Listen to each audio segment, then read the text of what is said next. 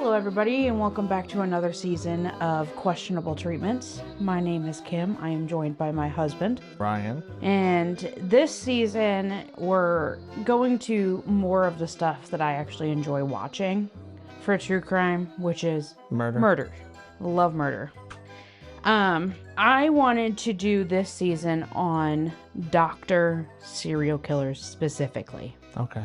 So not like nurses or anybody in it, but actual doctors. Does the term angel of death, I know most of the things that we watched about it, it's usually about a nurse. Is that always the case, or can that be a doctor as well? It could be a doctor. It's any medical personnel is considered an angel of death. Okay, it's just more common for them to be nurses? More common for them to be nurses. I mean, like if a paramedic did it there is a serial killer who was a paramedic and he was an angel of death. Okay. It's just more commonly associated with nurses because more nurses are serial killers.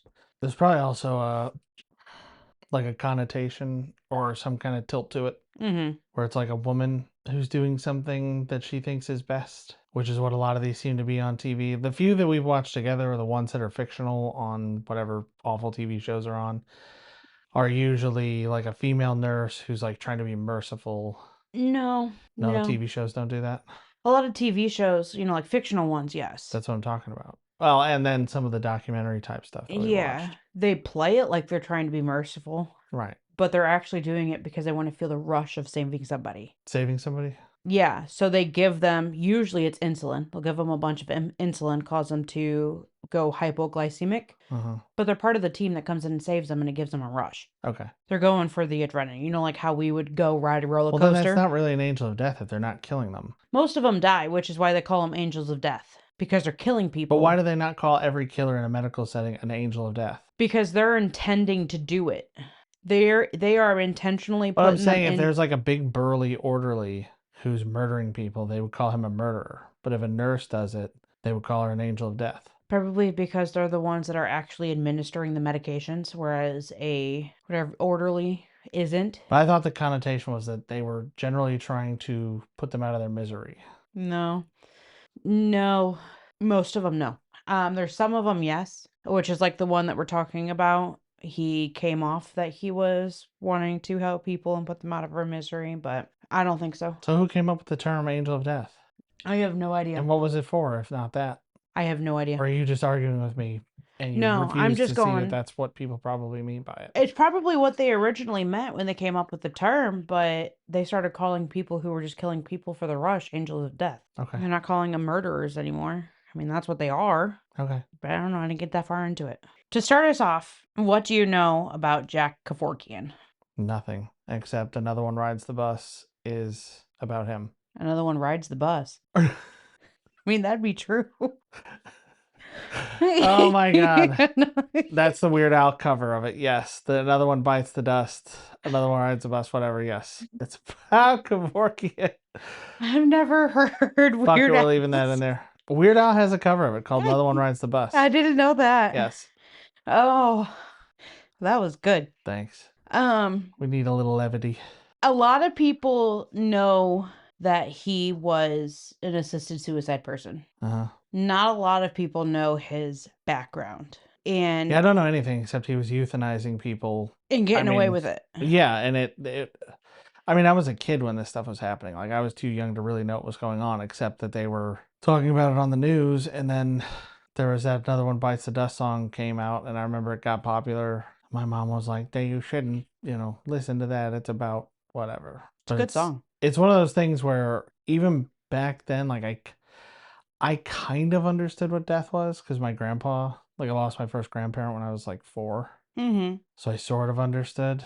And it's like growing up and hearing about the little bit that I did hear about him, it kind of struck me that, okay, the dog has bone cancer, which one of our dogs did. She was pretty elderly. We have her put down because it's the humane thing to do. We just went through this twice. Her suffering. With our rabbits. For whatever reason, when it's a person, even if there is 0 chance of them ever recovering, even if it's like they're brain dead, they're just going to be in a vegetative state for 30 years, that they just have to keep them alive. No, for a vegetative state, you're able to cut off their life support. Yeah. I just know, and I get it from a perspective of like, do no harm, like do everything you can to preserve life. that is good. Mm-hmm. But also, like, a person should be able to make that decision for themselves. And I think that's probably the crux of the whole debate on him when I was a kid. Debate on him, yes. Like, was he doing the right thing? Was he not? If he was actually doing what he was supposed to be doing, but I don't know. Before we even get into all of the euthanasia stuff and everything, do you think what Jack Kevorkian did I don't really know what he did. was, I mean, he euthanized people. Do you think what he did was right? If it was what the patient wanted, then yes. Okay. If the patient was saying, like, I'm in horrible pain, I've only got a couple weeks to live or whatever it is, and he was willing to help them with that, Yeah. then I mean, it's hard to make a moral judgment on what's best for a patient and what that patient wants for themselves. I was 100% okay with everything that he did until I started doing research into him. Okay, well, then I'm interested because I don't know anything other than. I'm happy he got us talking about euthanasia or physician-assisted suicide. Yeah, I mean, there's even a scene in Dexter where somebody that Dexter knew who's dying slowly of this cancer asks him to help her kill herself. Yeah. Because there's no option to do that. And she's like, I don't want to go through all this. I've seen this before. Yeah. So, I mean, it's kind of, I only bring it up because it's similar to Breaking Bad. And like the whole, like that show wouldn't have existed except the American healthcare system is so bad, or the insurance system, I should say, is so bad that, if that had taken place in any other civilized country, it wouldn't have been like he would have had cancer and gone and got treatment. Yeah. Like if he was in Japan, he would have just gone to the doctor and it would have been over. Yeah. But since it was in the US, he had to become a drug kingpin to pay for his treatments. And it set everything else in motion. And in Dexter, it's like, well, there's no option to do this humane thing that we do for animals, for people. So you have to have a serial killer come in and do it, which I guess is exactly what's happening with Kevorkian. Yes. So a lot of people will argue that he wasn't truly a serial killer. And we're going to get into more of that later. But I think he was. So his nicknames, Dr. Death 1.0, and we're going to cover Dr. Death 2.0 later. Is this a Saw thing where he has like an apprentice that pops up years later? No, they're completely different. He didn't go by Dr. Death. That's just what he was called by his colleagues. Yeah. He was called the euthanasia doctor. That's his public persona. Okay. That's what the newspapers called him. Yeah, but he's the first Dr. Death. Yeah. Okay. You're welcome. Dr. Death, Jack Kevorkian, his early life. He was born on May 8th, 1928 in Pontiac, Michigan. I just recently watched a murder show about a guy who was murdered in Pontiac. So it's not all him, apparently. Something about that town. Yeah, because this happened in 2018, I think. Isn't the only other Wally's in Pontiac? I think so. It's named after At least there's one good thing there. Yeah. Okay. It's named after the tribe, I believe. I think so. And that's where the name of the car comes from, is Pontiac, because it was made in Pontiac. I found that out during the murder show. I learned some shit. Teaches you. His parents escaped the Armenian genocide, which took place in Turkey before it was Turkey, which started in 1915 and ended in 1923. I didn't even know this was a thing, because apparently we don't talk about that either. It's a lot of history. The parents had 3 children, 2 girls and 1 boy. Jack was the middle child. Totally has middle child syndrome. He was raised in the religion. He was raised. But later renounced it at the age of 12. What religion? Armenian Christian. Like, is that like Eastern Orthodox? Yeah, I think so. Okay. I think so. But his parents are super religious, but there was no answers to any of his questions about God. So he's like, I don't believe in this shit no more. So he never took up another religion. Didn't give Judaism a spin? No. Not even Wicca? Nope. It was said he loved to read and go to baseball games. Jack loved listening to the Cleveland games on the radio because the voice of the radio announcers at that time and the way he spoke about the game caught his attention better than the Detroit announcer. Fair. He was so enthralled by the announcer that he wanted to do a mentorship under the announcer, but his parents did not want Jack to follow a non-serious career, as most parents at that time did. During high school, World War II was going on, and Jack thought he was going to be one of the 18-year-olds that was going to be drafted. He thought a major problem of him being drafted was that he didn't know German and Japanese, so he decided a great idea was to make himself fluent in both. Pretty tough to do without Duolingo or whatever else. Yeah. Everybody's against Duolingo now, but... As one does. Yeah, because it uses AI, and I've noticed a lot of the grammar is I've noticed wrong. A lot of mistakes in it now. Yeah. A lot of the grammar is wrong, and it also includes the a lot in its quizzes. Like, what is this word? What is that word? And it's always the. Mm-hmm. So, what is this department? The department store. Okay, Das Kaufhaus. And it just wants Kaufhaus. Yeah, it just wants Kaufhaus. Like, it. Anyway. As you've understood. So, he did this the old-fashioned way. Went to the library, found some books. Mm-hmm. Found a Mr. Miyagi to learn from. Yeah, probably some... Would they have tapes? No. Just some radio stations? Yeah, I mean, they wouldn't have had tapes, really. Not in the 40s, not quite like we do. It would have been more likely that they would have had, if anything, like a wire recorder. It's just like a piece of wire to record a magnetic signal to. Probably just listen to Hitler's speeches or something. Well, they would have had records and stuff. They would have had probably vinyl and shellac. Mm-hmm. Maybe wax cylinders to listen to on their Edison phonograph thing. Yeah. Okay, so he taught himself German and Japanese. By the time he came of age to be drafted, the war ended. He was bummed. Because he learned 2 languages for it. Because he wanted to kill people. Oh. In the late 1940s, Jack went to University of Michigan originally for engineering, but changed his major a few times before settling on medicine. Jack graduated from U of M with a medical degree in medical pathology, which allowed him to follow and treat patients with terminal illnesses and those already dead. You need a pathologist to do an autopsy. Okay. Or at least at that time. That was a little confusing. Yeah. This seems to be where he got the fascination with death. He said in an interview the first year out of med school, there was a patient that still sticks with him. The woman was middle-aged and had jaundice and fluid-filled abdomen. Her eyes were yellow and sunken into her eye sockets. Her lips were chapped. She was dying. She stared up at Dr. Kevorkian with a smile that he described as a dying person's smile and said no words. Dr. Kevorkian told the reporter that he would have helped her die with satisfaction. He never said if this is what pushed him to the idea of assisting patients with taking control of their illnesses by deciding when they were going to die, but one can assume. I'm having a lot of trouble speaking right now. It's weird. It's not new. In 1953, Jack did get drafted into a war, eventually, but not the one he wanted. Vietnam. Korean. What year? 53. Oh, yeah, totally Korean. My dang. This made him My grandpa was drafted back into the Korean War. Really? Uh-huh. He joined World War II voluntarily, but he was brought back because he was an engineer that worked on specific types of destroyers. And they needed him, so they recalled him.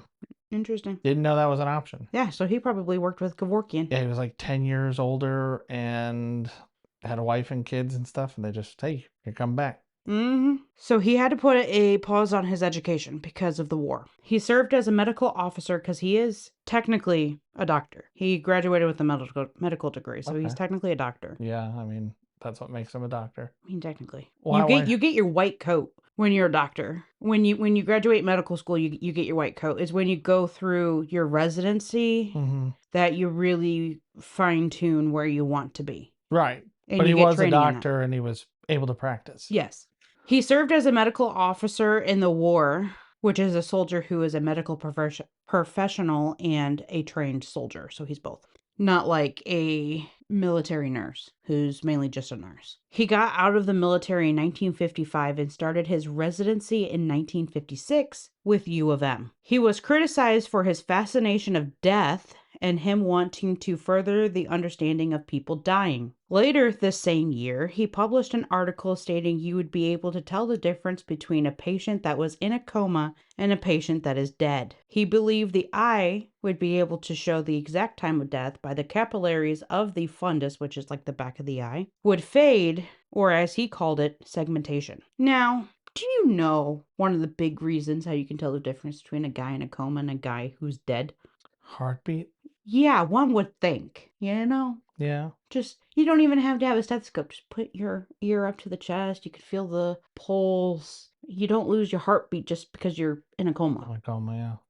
He's just fucking weird, man. He did a study while in residency, which he called death rounds, where he would take pictures of dying people's eyes to show the exact time the capillaries faded, and that would hopefully be the exact time of death. He wanted this to be a way for doctors to know when life-saving efforts were no longer going to work. Huh.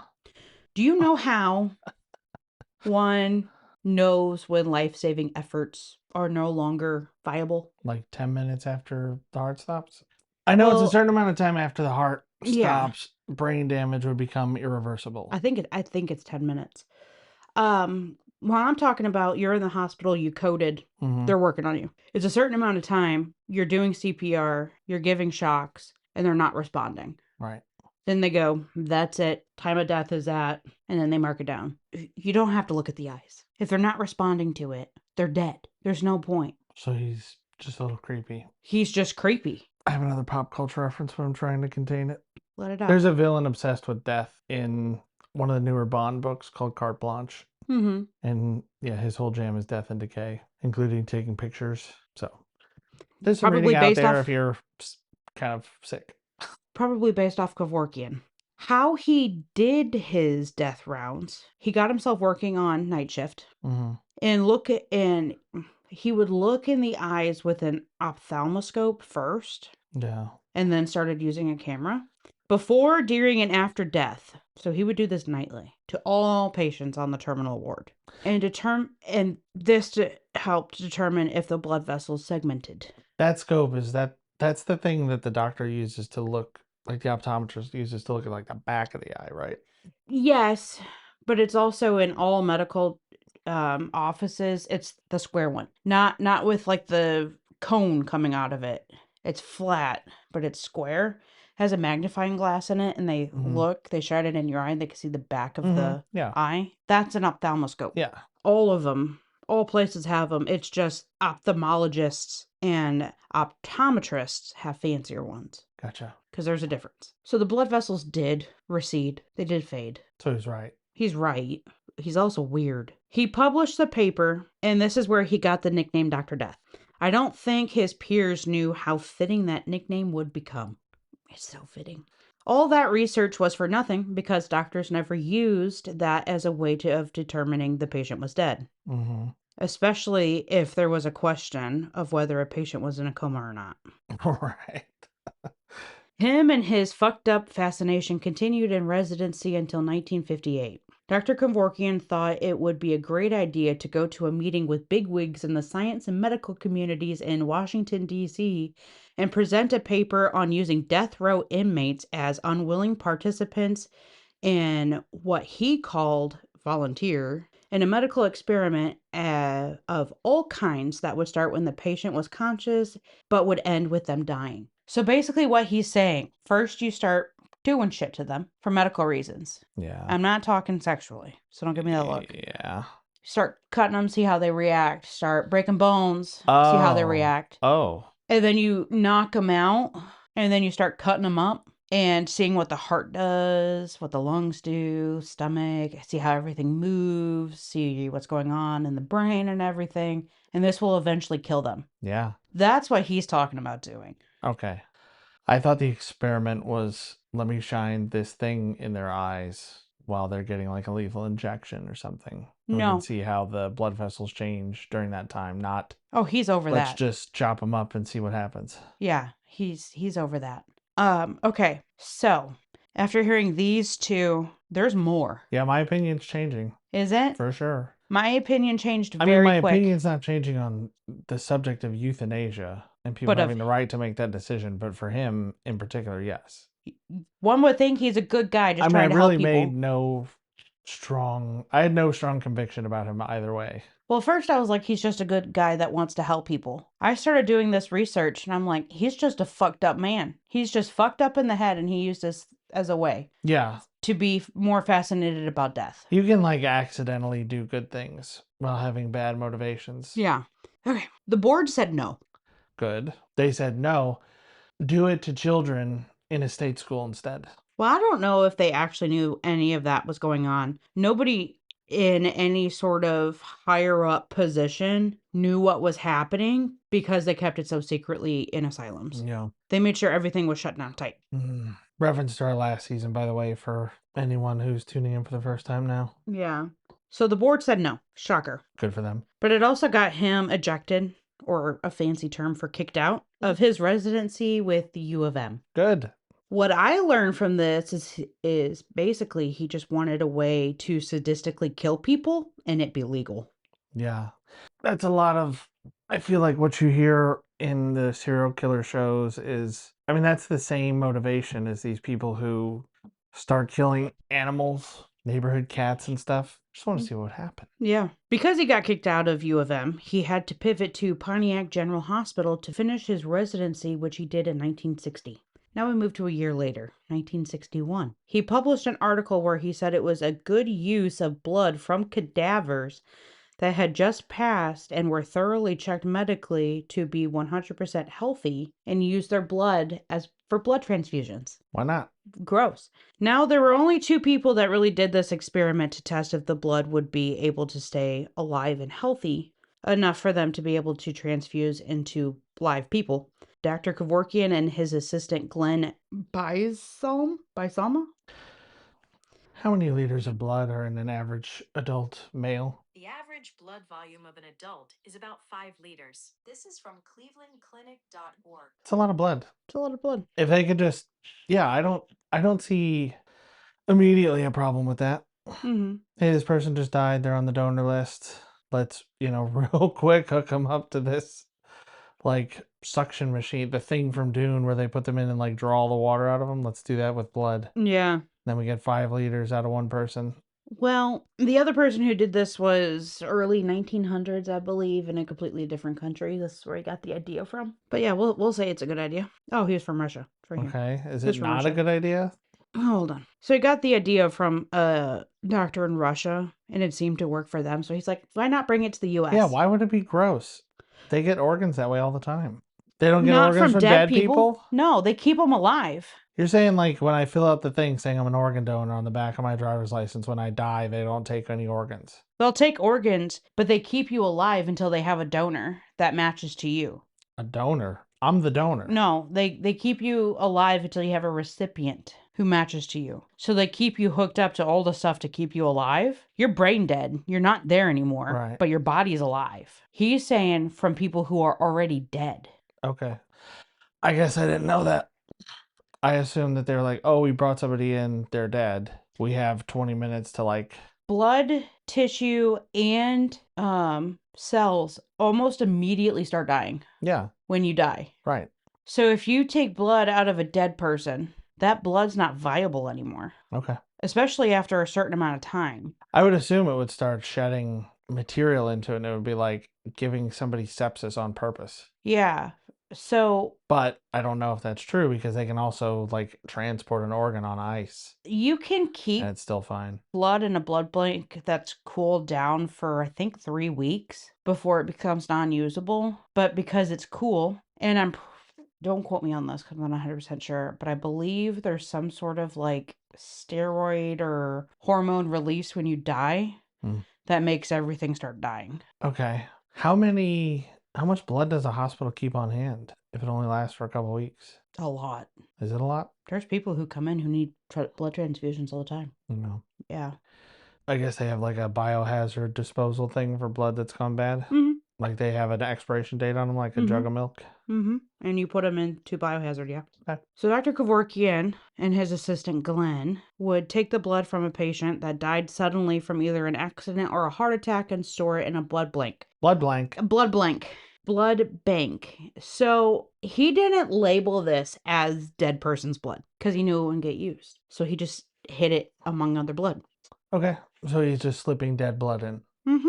Okay, cool. The cadaver would have a full autopsy, including a screening process where there would be a small amount of blood taken and incubated for any bacteria to grow. If there was any in the blood, it would be tossed out. If there was none, the blood would be taken from the jugular vein. He's placed in a transdelling shock position. I can't say the word. Shock position. So head down. Feet up, Okay. head down. Because when you go into shock, blood leaves your brain and goes to your muscles. Mm-hmm. So that's why you faint. Okay. So you're putting the blood right back to your brain. But this is so that way it can go to your jugular and can get the blood from you.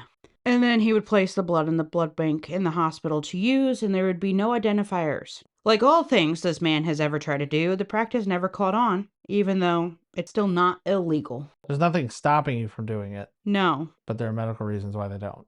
Yeah, well, Dr. Kevorkian thought this was because the medical industry was prejudiced to the idea, but mainly because it was unethical practice, is why they didn't do it.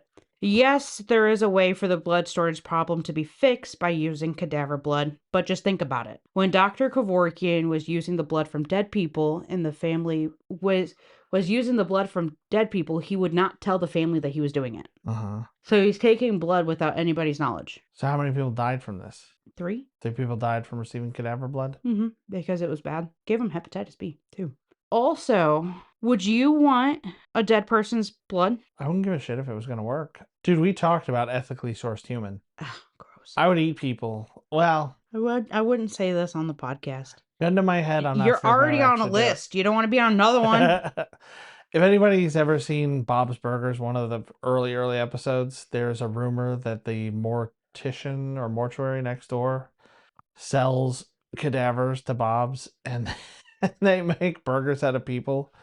And at first they fight it, and then it turns into this really big thing where like foodies and like weird people doing like these food tours, trying all these, going weird places. Oh, they serve gator here, so we're going to go to the south and we're going to try shark and we're going to do this and that. Well, they're coming there to eat people.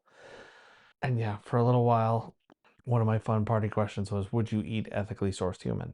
If you assumed nobody was murdered, they wanted it to happen. They said, when I die, I want you to eat me. They're the shmoo. They want to be eaten. Right? What? What you're talking about, that's a thing. I mean, I've seen stuff about it. People wanting other people to eat them. Yeah. There's a whole website for it.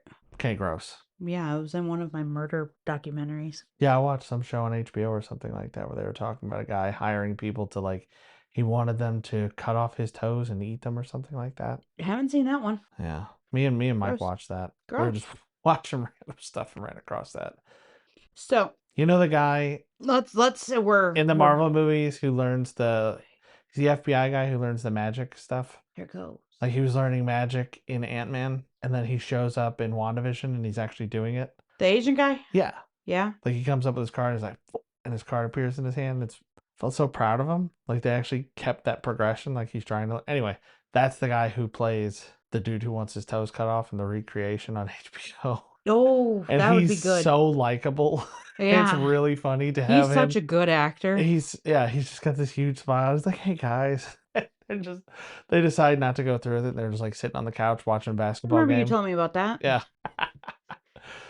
When you need to get a organ replaced, because it's not a transfusion, that's blood. Yeah, replaced, swapped out. Yeah. Or you need a blood transfusion. You can't know specific HIPAA details, but what you do get told... Transplant? There we Is go, that the word you're transplant. looking for? Yeah, transplant. Organ transplant. You get told their age, their medical history, if they have any diseases, how active they were, how big the organ is. For like blood, it's the exact same thing. What race they were, and all of this stuff. With a dead person's blood, even in these questions nowadays, because of Dr. Kevorkian, you have to be told if they're dead or alive. All of them are alive because I get them from blood banks, from like the Red Cross and stuff. Right. If I needed a blood transfusion and somebody came in and they go, the last blood that we ever have is from a dead person, I would say, let me die. There's so much risk for it. But if you're going to die anyway. Not unless I get a blood transfusion. I'd be like, just let me die. You just said, let me die. If the only blood that they had was from a dead person, right, kill me. Why? Let me die. Because it gives me the heebie-jeebies. You're going to die either way. It's the same reason I don't want to be cremated. It gives me the heebie-jeebies. I would rather be buried in a nice, pretty box than be set on fire. I'm going to chuck you in the lake. I'm good with that too, as long as I'm not set on fire. Watch me die from burning to death. I'd rather not. I'm just saying. The fact that I don't want to be cremated, that's probably how I'm going. Most patients do not want a dead person's blood because it gives them the heebie-jeebies. I think you're an outlier. Do you think? Yeah, I mean, I Do know you you're not know weird. me? I know you're weird. Like everything else Dr. Kevorkian did, it only lasted a few months. He's never so far done anything That's stuck. that's stuck. He keeps doing all these creepy, weird experiments and never sticks with them. This one also gave him Hep B. He got happy? He got Hep B from playing with people's blood, dead people's blood, because he said that it would be safer because he can do all of these experiments, and he himself got Hep B. Neat. Yeah, how safe is that, bitch head? He's dead now, but hey, I already said that. Look at that. Now, I want to point out every one of these experiments he's ever conducted had a paper that went along with it, and it would get everybody in the medical and science community talking about him. He says it's to bring light to problems that are being addressed. I say he has middle child syndrome. Needs attention. Needs to act out. Yep. Bad. He needs all the attention on him. And when nobody's talking about him anymore, I'm going to start using blood from cadavers and put it into blood banks with nobody knowing. And then everybody's talking about him again. I like that. It's a good theory. It is the only theory. After learning about him, it's the only theory that makes any sense. It's like Rose when she does her dramatic stuff. Mm-hmm. Like she came over meowing like a cat. And I was like, what are you doing? I mess with her hair. And she goes, oh, and throws herself on the ground like she's trying to steal a base. Mm-hmm. I'm like, I don't care. Do that. Yeah. And then she just like stomps off because she's not getting the attention she wants. Yeah. I like that when she pretends to be hurt or offended or whatever, you don't pay attention right away, and she's just like, well, fine, and just walks off. Yeah, fuck you too. He was already shunned from the medical community for being weird and associated with death. And everything he is doing is not for the betterment of the medical community because he doesn't stick with it and he doesn't push for it to be anything to come from it. He just does it, gets everybody talking about him, and then stops. Does that not say I want attention? Sure. Sure, that should be a yes. Yeah. There you go. He also would do something that was worse than the last thing that he did. Something worse than the last thing? Yeah. So if we talk about it, if we think about that, everything he did, he was just looking at the eyes of dead people. Sure. Weird. Yeah. Very weird, man. He proposed cutting up live people to make dead people. Didn't actually do it, but he proposed it. That's sick. Then he was pulling blood out of people to try to put into other people, dead people to put into live people. With nobody knowing which blood was which. Yeah. I would say that's even worse. Sure. And it's all just to get attention. He keeps doing things that are worse than the last in order to get attention. And you're going to see it continue. It's going to continue throughout his life. I'm with you, bro. Now, is your opinion of him slowly getting worse? It was bad from the start. From the start. As you started telling me this stuff, like, oh, bad. Okay. I mean, we started off talking about the idea of euthanasia and people being able to make that choice. Good. I really made no judgment on him. Mm-hmm. He's Although, yeah, it's not great. I want to point out while all this is going on, Kevorkian was still at Pontiac General Hospital. I mean, he's not the yet. Anyway, he's not the doctor who is like just randomly removing organs from people at mental institutions. No, he never did that. Yeah. So he's not that bad. He's not that bad. He's creepy. He's not that bad. Now we worked our way to 1968. Remember how I told you Dr. Kevorkian was able to speak fluent German? Yes. Well, this is the year for him. He did something even bigger. He decided it would be a great idea to post an article in the German medical journals praising Nazis for furthering medical understanding by using people as unwilling experiments because they were just going to die anyway. Yeah. Ain't that so great? It's good for a Dr. Kevorkian to get out there and praise people, you know. Yeah. So Spread that good. positivity. Spread the positivity. Yeah. You sound familiar. Another big wave of disbelief and disgust is thrown Kevorkian's way for this article when it had gotten back to America because the Germans were like, this isn't good. Like, hey, do you guys know about this? Yeah. They're like, take your doctor back. I don't want your doctor. What is doctor in German? Arts. Arts? Take your arts back. Don't want them. Medical personnel, at least in America, and I'm assuming everywhere, were pissed and refused to associate with him. Now we are going to skip 2 years for nothing happening, and we get to 1970. Dr. Kevorkian quit Pontiac and began a position at Saratoga General Hospital in Detroit to become chief pathologist there. But that was short-lived as he quit and moved to California later that same year. He threw all of his life savings, every last penny, into the move and to produce a movie. Uh-oh. The movie was based on Handel's Messiah, but the movie went nowhere as there was nobody in the film industry that was going to publish it, probably because of him. Handel's Messiah? Yeah, you want to hear it? It's classical music. Are you saying Messiah like Jesus? Okay. And Handel's a composer? This is the recent production of it. Okay. It's so calming and sweet. Beautiful. I have no idea what they're saying, but it's 2.5 hours long. So what are you talking about? You said it was a movie, I thought. Oh, he produced a movie about it. About this music? He made what the lyrics were into a movie. Okay. Lead with that next time. No, because that's how it came up in the research. He made a movie, and here's the song and the composer. He made a movie and it's about 2 it. hours long. No, the not the movie. The movie was only 50 minutes long. But the song is 2 hours long? The orchestra song is 2.5 hours long. Yeah, long. I would think this would be the kind of shit modern Hollywood would eat up. Modern. Not during his time, because he's fucked up, remember? So it went nowhere. Probably a good thing. This was the music that the movie was based off of was composed in 1761. So that went nowhere. And now he has no money left. Wow.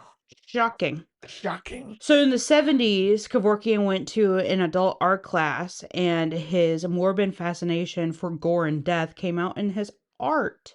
I sent you an email. I want you to describe the pictures that you see. Oh, no. It's not that gory. I was able to look at it.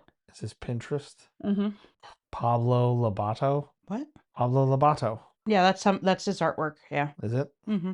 Like, click on a couple of them, and so the guy hanging. Yeah. I mean, all of it's his, but like, click on the guy hanging. Where's that? The guy with his arms outstretched. That's supposed to be hanging? Well, when it's just a small picture. Oh, okay. Yeah. Describe what you see. If you've ever tried to drag a cat unwillingly out of a cat tree or like a little cat condo, it's a man doing that. Except the claws appear to be the end of finger bones. Like the fingertips are digging into this wall. The man is being dragged down into a dark hallway, which now that I'm looking more closely at it, appears to have glowing eyes and like shrouded faces behind him. A look of terror on his face, and yeah, now it's just the bones of the fingers that are exposed and digging into the wall. He said he's being dragged to hell. That fits. Well, there's another one I want you to see. Okay. There's one red. A man's red. Yes. Okay, this looks like a man with no skin, surrounded by fire. Yep. Like if you were to burn one of those bodies exhibits. Mm-hmm. Okay. All of his artwork is just like that. Extremely disturbing and creepy. Mm-hmm. It's all of his artwork. Great. And now it's part of my browsing history. Thank you. You're welcome. So these are going to be in the show notes because they're part of my, whatever you call it. Why can't I think of it? Citations. There we go. So recently, several of his pieces were for sale, and they have been sold. Do they sell for much? Couple hundred. I think a couple of the more well-known ones, the guy being dragged and the skinless guy, those are I think tens of thousands because they're well-known and they're from Dr. Kevorkian, and a lot of fucked up people want to have something from collect serial killer type stuff. Yeah. I'm gonna leave us on a cliffhanger because this is where we end for this episode. Okay. Before we get into what he's well known for. So next episode, we're gonna talk about him assisting patients on a one-way, all-expensive paid trip to the pearly gates. Uh-huh.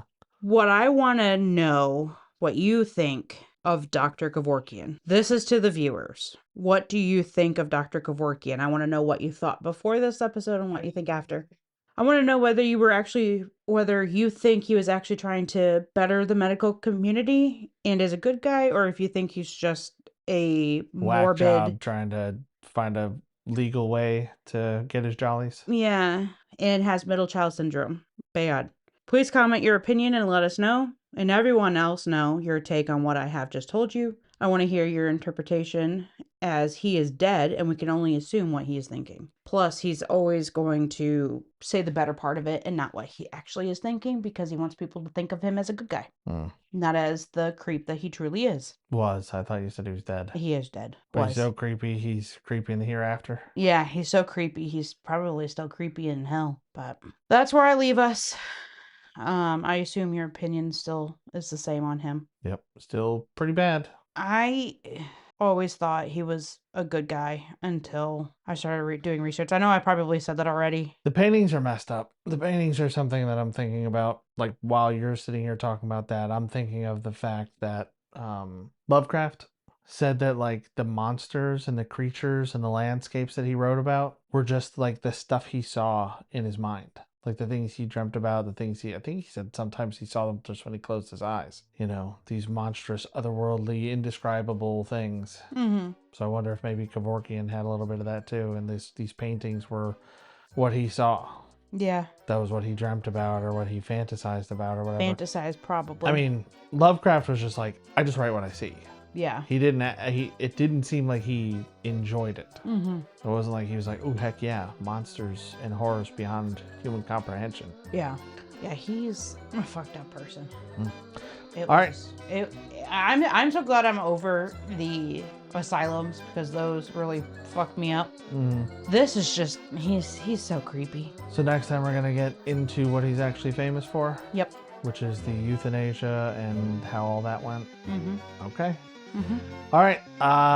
Comment, like, subscribe, share, whatever it is you can do on your particular platform. We'll have to set up an email address or something. I think you can contact us through a lot of these platforms. I've seen some stuff come through, but anyway, we will be back with the rest of Dr.